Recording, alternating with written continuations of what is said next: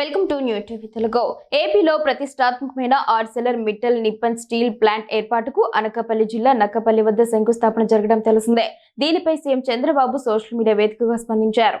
ఉత్తరాంధ్ర భవిష్యత్తుకు Arcelor Mittal steel plant ఓ దిక్సూచి అని అభివర్ణించారు. డబుల్ ఇంజిన్ సర్కారుతోనే అతిపెద్ద స్టీల్ ప్లాంట్ సాధ్యమైందంటూ ప్రధాని మోదీకి కృతజ్ఞతలు తెలిపారు. మాట ఇచ్చాం, మార్పు తెచ్చాం. ప్రజలు ఇచ్చిన అధికారంతో ప్రతి రంగంలో, ప్రతి ప్రాంతంలో మార్పు తెచ్చి చూపిస్తున్నాం. ఉత్తరాంధ్రలో Arcelor Mittal Nippon steel plant రాకతో గొప్ప ముందడుగు వేశాం. 21 నెలల క్రితం కబ్జాలు, కూల్చివేతలు, కేసులతో అభద్రత, భయం, మానసిక క్షోభతో అల్లాడిన ఉత్తరాంధ్ర ప్రాంతంలో నేడు అభివృద్ధి, అవకాశాలు, ఆకాంక్షలతో అన్ని చోట్ల ఆనందాన్ని, భవిష్యత్తుపై భరోసాను తీసుకువచ్చాం.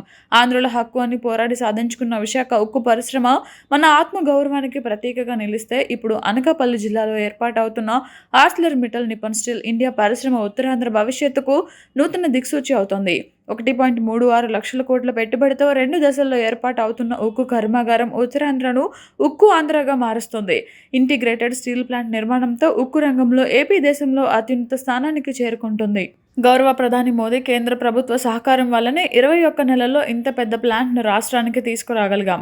ప్లాంట్కు అవసరమైన ముడి ఖనిజం సరఫరా నుంచి అనుమతుల వరకు కేంద్రం వేగవంతమైన, సానుకూల నిర్ణయాలతో ప్రతి దశలోనూ ఎంతో ప్రోత్సాహాన్ని ఇచ్చింది.